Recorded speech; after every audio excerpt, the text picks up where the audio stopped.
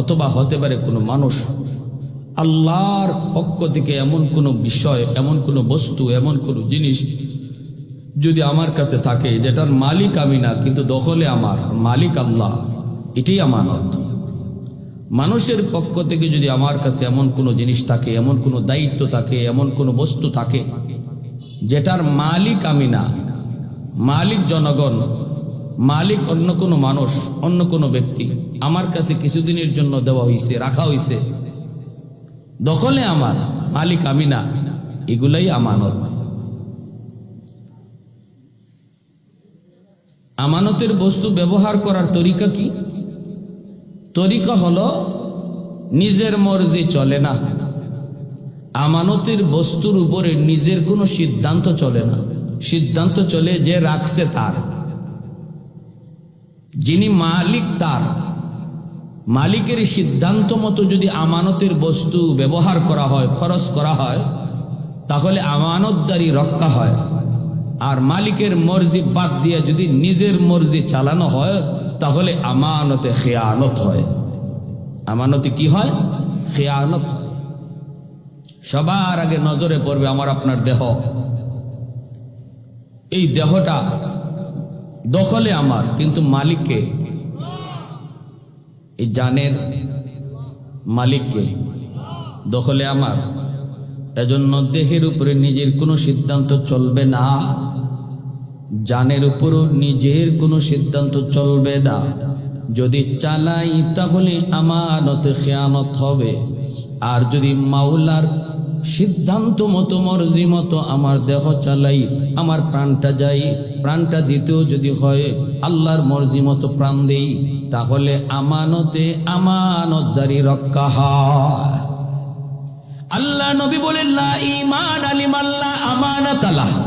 যার আমানতদারি নাই তার ঈমান নাই, যার আমানতদারি নাই তার ঈমান নাই, যার আমানতদারি নাই তার ঈমান নাই। ইযা যুইয়াতিল আমানাতু ফান্তাযিরিস সাআ। নবী বলেন, যদি তোমরা দেখো সমাজে অহরহ আমানতে খেয়ানত চলছে, তখন তোমরা কিয়ামতের অপেক্ষা করবা। এটা কিয়ামতের আলামত। কিয়ামতের বহুত বড় আলামত হলো আমানতে খেয়ানত করা। আলেমও আমানতে খেয়ানত করে, জাহিলও আমানতে খেয়ানত করে, জনগণও আমানতে খেয়ানত করে, মেম্বারও আমানতে খেয়ানত করে, চেয়ারম্যানও আমানতে খেয়ানত করে, বাপেও আমানতে খেয়ানত করে, ছেলেও আমানতে খেয়ানত করে। তখন তোমরা কিয়ামতের অপেক্ষা করবা। এটা আমার মায়ার নবীর হাদিস, মায়ার নবীর হাদিস। কিয়ামতের ময়দানে খেয়ানতকারী আল্লাহর কাঠ গড়ায় দাঁড়ায় থাকবে, আল্লাহর কাঠ গড়ায় দাঁড়ায় থাকবে। জনগণের পক্ষ থেকে মেম্বারের কাছে তার দায়িত্ব আমানত, জনগণের পক্ষ থেকে চেয়ারম্যানের কাছে তার চেয়ারম্যানই আমানত। ঠিক কিনা? হ্যাঁ, গম আসে, গমের মালিক চেয়ারম্যান না জনগণ? টিন আসে, টিনের মালিক চেয়ারম্যান না জনগণ? যদি আমি সঠিকভাবে দায়িত্ব পালন করি, আল্লাহর ভয় অন্তরে রাইখা, যদি আমি এর ভিতরে নিজের মর্জি না চালাই, তাহলে আমানতদারি রক্ষা হবে। আর যদি নিজের মর্জি চালাই, গম আসলে গম বেচ চালায়, টিন আসলে টিন খেয়ালায়, এমন যদি হয় আমানতে খেয়ানত হবে।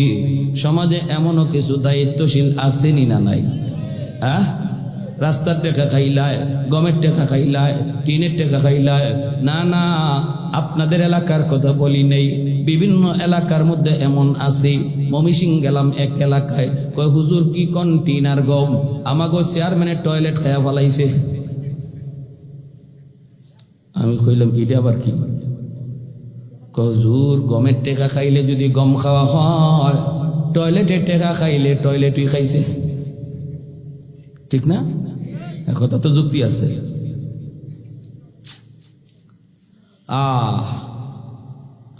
এজন্য ভাইরে মনে রাখবা, আল্লাহ পাকের নির্দেশ, ইন্নাল্লাহা ইয়া'মুরুকুম আন তুআদ্দুল আমানাতি ইলা আহলিহা। এ যুবক, দিলটা নরম করে কথাগুলি শোনো। তোমার আমার গায়ের যে শক্তি, শক্তি যেখানে মন চায় সেখানে ব্যয় করা যাবে না রে যুবক। কারণ দেহটার মালিক আমি না, মালিক হলেন আমার কে? আল্লাহ। এজন্য দেহটাও ব্যয় করব আমি আল্লাহর মর্জি মতো। আল্লাহর মর্জি মতো মদিনা শরীফ থেকে প্রায় 300 মাইল দূরে একটা যুবক মদিনার উদ্দেশ্যে রওনা দিছে। লম্বা সফর, অনেক লম্বা সফর, মরুভূমি, প্রচন্ড গরম। দীর্ঘ সময় সফর করার পর যুবক চাইলো একটা বিশ্রাম নিবে। খেজুর বাগান দেইকা খেজুর বাগানে উটটারে থামাইয়া উটটারে খেজুর গাছের ডালের সঙ্গে বাইদা যুবক খেজুর গাছে হেলান দিয়া ঘুমায় রইছে। ঘটনাক্রমে উট রশি ছিঁড়া এখান থেকে চলে গেছে। যুবক কইতে পারে না, ঘুমায় রইছে, ক্লান্ত পরিশ্রান্ত। গেছে কিছু দূর যাইয়ে একটা জমি পাইছে। ওই জমিটা মাত্র খেজুরের চারাগুলি লাগাইছে মালিক। ওই চারা, যেই জমিতে চারা লাগানো জমিটার মধ্যে উট ডুইকা পড়লো। ডুইকা পাড়ায়া সবগুলি চারা নষ্ট করে ফেলেছে। জমির মালিক বাগানের ভিতরে ঢুকলো নিজের সেই বাগানটা দেখার জন্য। চারাগুলি কদ্দুর উঠলো, কদ্দুর কি হইল, আয়া দেখে একটা উট তার পুরা জমিটারে নষ্ট করে ফেলেছে। গোসা উঠবেই তো স্বাভাবিক। একটা পাথর হাতে নিয়ে উটির দিকে ঢিল মারছে, আর পাথরটা যাইয়া উটির মাথার মধ্যে লাগছে। লাগতেই মাথাটা ফেটে গেল, ফিনকি দিয়ে রক্ত বের হতে শুরু হলো। অল্প সময়ের ভিতরেই রক্ত ঝরতে উটটা তার জমির মধ্যেই মরে গেল। এখন যুবক ঘুম ভাঙ্গার পর যুবক তাকায় দেখে তার উট নাই। তালাশ করতে করতে দেখে একটা জমির মধ্যে উটটা মইরা রইছে, আর একটা বুড়া মানুষ পাশে দাঁড়াই রয়েছে। গিয়ে ওই কই, ইন্না লিল্লাহ, আমার উটটা রেখে মারলো। বুড়া মানুষটাকে, বাবা আমি বুঝতে পারি নাই, একটা পাথরের ঢিলের দ্বারা তোমার উটটা মরে যাবে, বুঝতে পারি নাই বাবা, বিশ্বাস করো। দেখো আমার জমিটার কি ক্ষতি করছে। গোসা উঠছে, আমি একটা ঢিল মারছিলাম, আমি তো ভাবছি বডিতে পড়বে, কিন্তু দুর্ভাগ্যবশত পড়ে গেছে তার মাথাটা ফেটে রক্ত বের হয়ে গেছে। এ বাবা আমার ভুল হয়ে গেছে, যা লাগে আমি তোমারে ক্ষতিপূরণ দিব। কিন্তু যুবক সেও মাথা গরম হয়ে গেছে। সে কয়, আমি এখন মদিনা যাইমু কেমনে? আমি, তুমি এটা করলা কি? কইয়ে হ্যাঁ একটা ঘুষি মারছে। আর এই ঘুষিতেও সে বুঝতে পারে না, এই ঘুষিটা, বুড়া মানুষ তো, ঘুষি খাইয়ে উনিও পড়ে গেছে। পড়তেই উনার মাথাটা যায় একটা বিশাল বড় পাথরের টুকরার মধ্যে পড়ছে। পাথরের মধ্যে মাথাটা পড়া মাত্রই ওই বুড়া মানুষটার মাথাটাও ফেটে গেছে। এখন তো তার মাথা দিয়ে রক্ত ঝরা শুরু হয়েছে। লোকটা মরে যেতেছে। যুবক একদম অবাক হয়ে গেল, হাত পা ছেড়ে দিল। ইন্না লিল্লাহ, আমি এটা কি করলাম। হাতে পায়ে ধরতেছে, একটু বোঝানোর চেষ্টা করতেছে, কিন্তু না, রক্ত তো পড়তে তার হাতেই বুড়া মানুষটা মারা গেল। এখন সে তো অনুতপ্ত যুবক। ভয় অন্তরের ভিতরে, আল্লাহর ভয় অন্তরের ভিতরে, আল্লাহর ভয়। এজন্য মনে মনে কয়, আমি এখন ভাগবো না। আমি যদি এখন এই জায়গা থেকে ভেগে চলে যাই, কেউ জানবে না লোকটারে কে মারছে, কেউ পাবে না আমাকে। কিন্তু কিয়ামতের ময়দানে মালিকের কাছে আমার কোনো রেহাই নাই। কারণ হলো, আমাকে কেউ দেখে না, দেখে কে?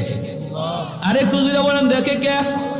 আমারে কেউ দেখে না, রাতের অন্ধকারে দেখেন কে? চুরি করতে বের হয়েছে একজনে, ডাব চুরি, কেউ দেখে না, দেখেন কে? জিনা ব্যভিচারে বের হয়েছি, কেউ দেখে না, দেখেন কে? এর নামই হলো আল্লাহর ভয়। এই ভয়টা যার অন্তরে আছে, সে মানুষের চোখে ফাঁকি দিয়েও কোনোদিন অন্যায় করে না, গুনাহ করে না। কারণ সে জানে, আমাকে কেউ না দেখলো, দেখেন একজন, তিনি আমার খালিক, তিনি আমার মালিক। কিয়ামতের ময়দানে একটা দুইটা নয়, পাঁচটা সাক্ষী আল্লাহ দাঁড় করাইবে আমার বিরুদ্ধে। বডিটা আমার বিরুদ্ধে সাক্ষী হয়ে দাঁড়াবে, কিরামান কাতিবিন আমার বিরুদ্ধে সাক্ষী হয়ে দাঁড়াবে। এমনি ভাবে আমার ভাইরা যেই জমিনে অন্যায় করছি, জমিনটার আল্লাহ সাক্ষী হিসাবে পেশ করবে। যেই দিনের বেলা অন্যায় করছি, সূর্য আমার বিরুদ্ধে সাক্ষী দিবে, রাতের বেলা রাত আমার বিরুদ্ধে সাক্ষী দিবে। এইভাবে একটা দুইটা নয়, অসংখ্য অগণিত সাক্ষী আল্লাহ কিয়ামতের মাঠে হাজির করবে।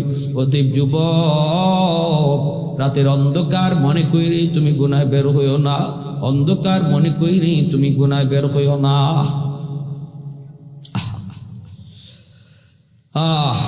এখন যুবক যায় না, সে লাশের পাশে দাঁড়ায় গেছে, লাশের পাশে দাঁড়ায় গেছে। কই দেখি এই বুড়া মানুষটার কোনো সন্তান অথবা তার কোনো লোকজন আসে কিনা, আমি মদিনার আদালতে যাইয়া সারেন্ডার করব আর নিজের দোষ নিজেই স্বীকার করব। আমি যে খুনি এই কথা মদিনার আদালতে, উমরের আদালতে নিজে বলবো। আল্লাহ, তুমি আমাকে এই অপরাধের সাজা দুনিয়াতে দিয়া দিও, তো আখিরাতে আল্লাহ তুমি আমারে মাফ করো। সুবহানাল্লাহ। এই ধরনের ভয় যদি অন্তরে থাকতো তাহলে কি আমাদের সমাজে চুরি ডাকাতি আর খুন খারাপই হইতো? হ্যাঁ, আমরা তো পরিকল্পনা কইরা মার্ডার করি যাতে একটা দাগও না পায়, ঠিক না? আরে একটা চিহ্ন যেন না থাকে। আমার পায় কে? চুরি করি তো করি, এমন চুরিও করি। বাংলাদেশ তো সুরের মহারাজ্য হয়ে গেছে। আমেরিকায় এক সুরের মেশিন আবিষ্কার করছে। এই মেশিন দিয়া আমেরিকার মানুষও বহু সুর ধরছে, লন্ডনেও বহু সুর ধরছে, সৌদিও বহু সুর ধরছে মেশিন দিয়া। বাংলাদেশে এই মেশিন আইনে গুলিস্তান বইছে। বাংলাদেশে তো গুলিস্তানে সুরের অভাব নাই, পকেট মার গুলিস্তানে আসেনি না নাই? হ্যাঁ, আই রে হায়, দুই আঙ্গুলের ব্যবসায়ী এরা ব্যবসা হইল কেউ কয় আঙ্গুলের? 2 আঙ্গুলের ব্যবসা। আমি একদিন গুলিস্তান কমলা কিনছিলাম, কমলা। তা আমি কইলাম, হ্যাঁ তুমি ধরবা না, শর্ত 1 নম্বর, তুমি কমলা ধরবা না, আমি কমলা নিজে বাচ্চা নিব। কয় ঠিক আছে, অসুবিধা নাই। নিজের হাতে বাচ্চা ফুটলার মাঝে কমলা তুললে আমি মনের আনন্দে 2 কেজি কমলা বাসাত লই আইছি। আইনা যখন ফুটলা খুলছি দেখি সব ফসা। আমার ম্যাডামে কয়, কিতা ব্যাপার, কমলা কেমনে আনলা? আমাকে কমলা আনছি তো বাচ্চা আনছি। বাচ্চা আনলে তোমার চোখ আসেনি? আমি খেললাই কি তুইছে? একটাও বালা না, সব ফসা। আমি গেলাম দৌড়ে, গিয়া দেখি সব ফসা। এখন ঘটনা কি ঘটনা আমি তো আর হিসাব মিলাইতে পারতেছি না। আমার নিজের হাতে আমি নিজে দিলাম, তাহলে এরপরে এটা ওই লোকিতা পরে হুনি ঘটনা। ওই যে আগুলো লইয়া বয়, এর নিচে ওই ফসা কমলার ফুটলা আলাদা ভাবে কি করে রাখে, রেডি করে রাখে নিচে, এটা দেখা যায় না। চৌকের ফলকে আপনার বালা কমলার ফুটলারে ওই টুকরির নিচে রাখিয়া ফসা কমলার ফুটলাটা আপনি হাতে ধরাই দিব, মাপবো আপনারটা, দিবার সময় দিব ফসাটা। এর নাম হইল বাংলাদেশের গুলিস্তান। এই জায়গার মধ্যে মেশিন লাগাইছে, চুর ধরার মেশিন। সন্ধ্যা হয়ে গেছে, চুর একটাও ধরতে পারে না। এর নাম বাংলাদেশ। দৌড়ে গেছে অফিসার, এখন কিতা ব্যাপার, সব দেশের মেশিন দিয়ে চুর ধরলো, আমাদের দেশে চুর ধরা যায় না। গিয়া দেখে মেশিন চুরি হয়ে গেছে, চুর ধরার মেশিনও চুরি হয়ে গেছে। হাই রে হা, কেমন ভয় অন্তরে লইয়া চলি আমরা। এই যুবক হে তখন কইতেছে, না বিচার যাও, আমার মদিনার আদালত হইতো আমি যাইতাম না। হে ভয় রয়েছে, বুড়া মানুষটার নিজের কুলো লইয়া। সন্ধ্যার সময় বাবার খুঁজে 2 ছেলে হাজির। বাবারে খুঁজতে খুঁজতে পায় না, আইসা দেখে বাবার লাশ। 2 যুবক অবাক হয়ে বলতেছে, আমার আব্বারে কে খুন করলো, কানতেছে। এমনি যুবক কই, ভাই রে, তোমাদের বাবার খুনি আমি নিজে, কিন্তু আমি নিজের ইচ্ছায় মারি নাই রে ভাই, একটু বিশ্বাস করি, ইচ্ছা করে মারি নাই, অনিচ্ছায় হয়ে গেছে ঘটনা এই। ঠিক আছে, আমাকে মদিনার আদালতে নিয়ে যাও, উমরের আদালতে আমি নিজে আমার কথা আমি অপরাধী স্বীকার করব, বিচার যা হয় আমি মাথা পেতে নিব, তবু আমার মাওলার আদালতে আমি মাপ চাই। 2 ছেলে যুবককে নিয়ে মদিনার আদালতে হাজির।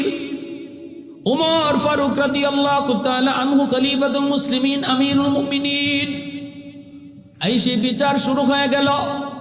যুবক নিজেই তার অপরাধ স্বীকার করে, অতএব সাক্ষীর কোনো প্রয়োজন নাই। হযরত ওমর রায় দেয়া দিলেন, তোমার শাস্তি হলো ফাঁসি, জানের বদলা জান। ইচ্ছা করে মারছো না অনিচ্ছায় মারছো, এটা দেখার বিষয় না, এটা হৃদয়ের বিষয়, দিলের বিষয়। আমরা তোমার দিলের হালত জানি না, আমরা জানি, আমরা দেখছি যেটা এটা তুমি নিজেও স্বীকার করতেছো তা। অতএব শরীয়তের বিধান হলো জানের বদলা জান, জানের বদলা জান।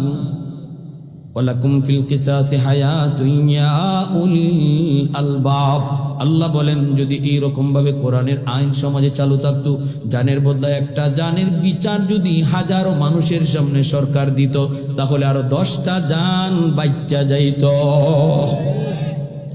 একজনে চিন্তা করলো, নেবে এখন করলো, উপায় নাই। ওই দিন দেখছি টিভির মাঝে কেমনে ঝুলাইছে, বাপরে বাপ, কেমনে যে জানটা গেছে রে।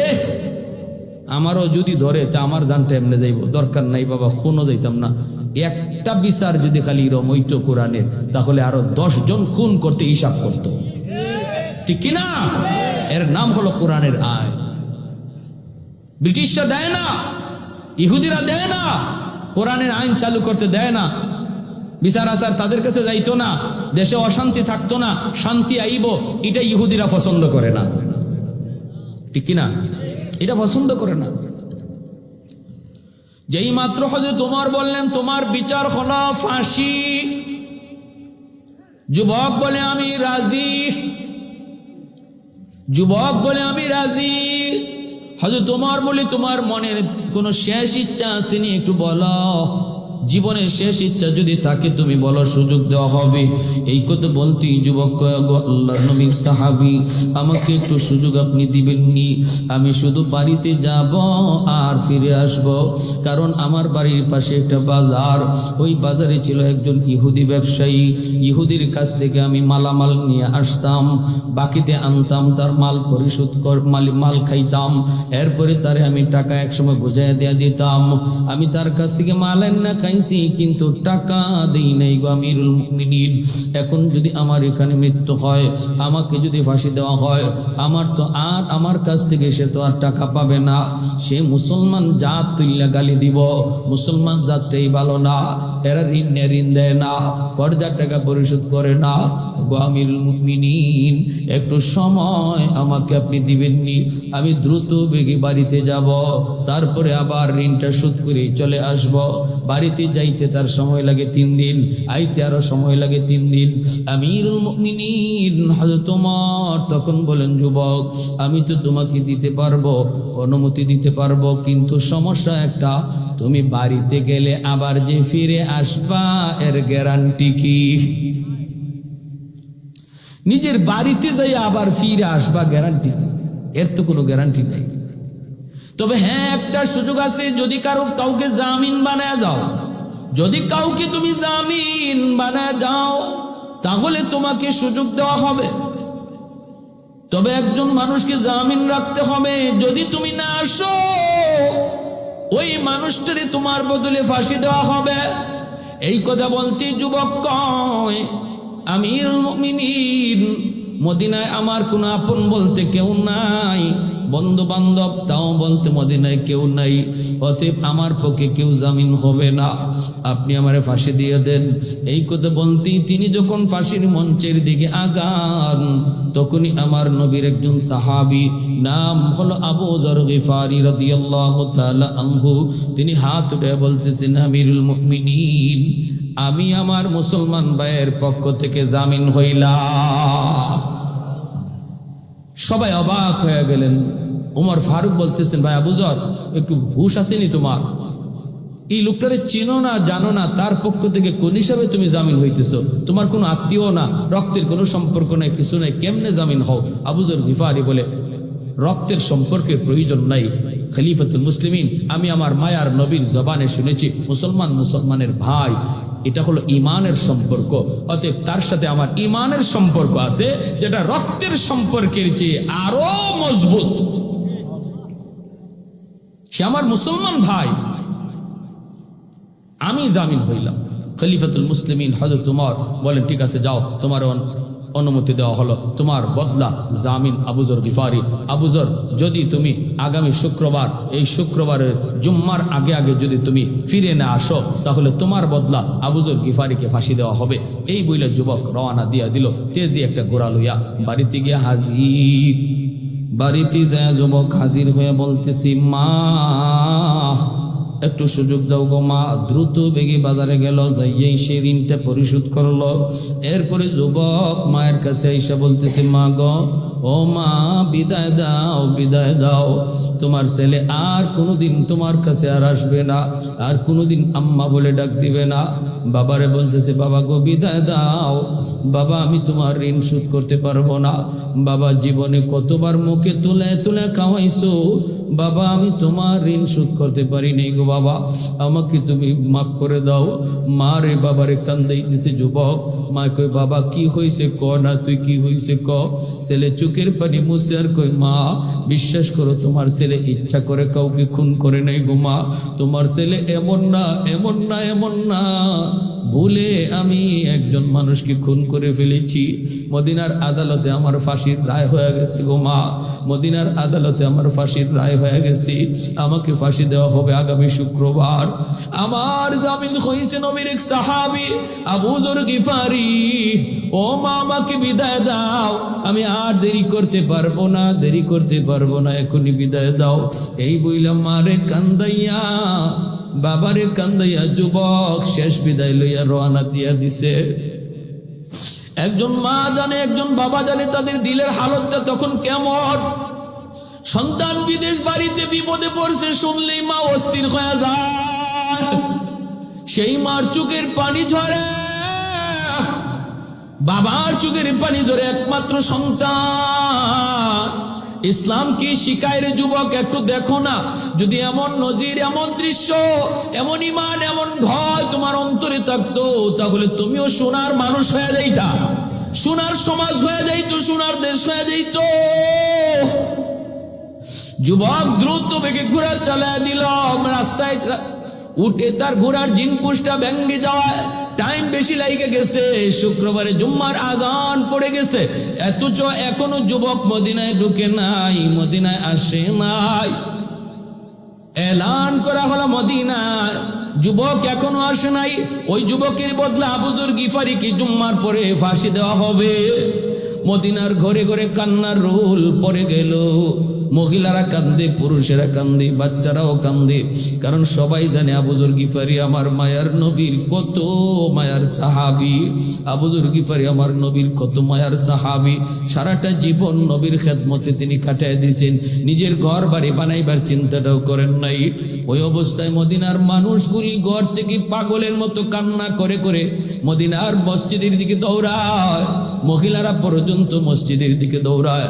আবু যর গিফারির বাড়িতে হযরত ওমর কোতোয়ালি থানার ওসিকে পাঠিয়ে দিলেন, পুলিশকে পাঠিয়ে দিলেন, যাও আবু যরকে দেয়া ধরে নিয়ে আসো। আবু যর গিফারির সামনে পুলিশ হাজির। আবু যর গিফারি কয়, আমার হাত বাঁধা লাগবে না, আমার মায়ার নবীর হাদিস মানতে যদি আমাকে আজকে শহীদ হইতে হয়, আমি শহীদ হইতে রাজি। আমার মায়ার নবীর হাদিস মানতে যদি আজ ফাঁসিতে ঝুলতে হয়, আমি ফাঁসিতে দিতে রাজি। মসজিদে নববীতে জুম্মার নামাজ আদায় হলো, লোকে রুকারণ্য হয়ে গেল মদিনার মসজিদের আশপাশ। আমিরুল মুমিনিন উমর তিনি বসে গেলেন বিচারকের আসনে। শুরু হয়ে গেল আবু যর গিফারি, কথা নাই বার্তা নাই, কথা তো আর শুনতে হয় না। হযরত ওমর একটাই বলছেন, আবু যর, মদিনার মানুষ তোমার জন্য কাঁদতেছে, আমি ওমর নিজেও কাঁদতেছি। আজকে একটা খুনির জন্য এত বড় একজন নবীর মায়ার সাহাবী ফাঁসিতে ঝুলবে। আবু যর গিফারি মুখের মধ্যে বিন্দু পরিমাণ ভয় নাই, কান্নাও নাই, বরং মুখের মধ্যে আরো হাসি, কারণ তিনি তো আমার নবীর হাদিসের উপরে আমল করছেন, আমার নবীর কথার উপরে তিনি আমল করেছেন। সামনের দিকে আসতেছেন। হযরত ওমর বলেন, জল্লাদ যাও ফাঁসিতে ঝুলাও। বাইরে জল্লাদ সামনের দিকে আগায়, জল্লাদ আগায়। এই তো মদিনার সেই জল্লাদ, জীবনে কত মানুষে ফাঁসি দিল, কোনোদিন জল্লাদের চোখ দিয়ে পানি আসে না। কিন্তু আজকে জল্লাদের চোখ দিয়ে দর দর করে পানি ঝরে। জল্লাদ এক কদম আগায়, দুই কদম পিছনে চলে যায়। মদিনার মানুষের কেউ কারো চোখের দিকে তাকাইতে পারে না। অশ্রু কান্নার ঢল নেমে পড়ল। সবাই তাকায় দেখে আমিরুল মুমিনিন হযরত উমর, ইনিও কাঁদতেছেন। কান্নার রুল মসজিদে নববীর ভিতরে পড়ে গেল। জল্লাদ আবু যর গিফারিকে নিয়ে মাত্র রশিতে ঝুলাবে, এমনি একজনে পিছ থেকে ডাক দিয়ে কয়, আমিরুল মুমিনিন থামেন থামেন। মদিনার ওই পাশে দেখা যায় ধুলাবালি উঠতেছে, মনে হয় কেউ ঘোড়া দৌড়ে আসতেছে। একটু অপেক্ষা করেন, একটু দেখে নেই। চলে আসতেই সবাই দেখে যুবক চলে এসেছে। সুজা ঘোড়া নিয়ে মসজিদে নববীর পাশে আইসা